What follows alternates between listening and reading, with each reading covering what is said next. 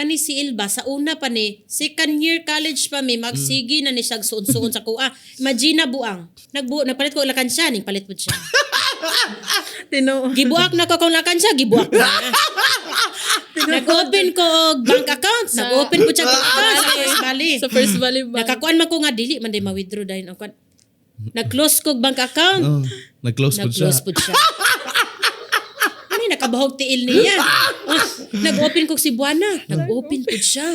Ang Dayon pag vlog nako, pagka-monetize ako to, monetize nako ato, makita niya buang abi niya dako kayo ng $0.01 ba. Abi niya dako kay na may mo kwan basta maabot og 1K, nanay 1 ana. Ana siya mag-vlog po ko. Introvert kayo. Dahil pagka kwan kanang ulawon kay sa tanan.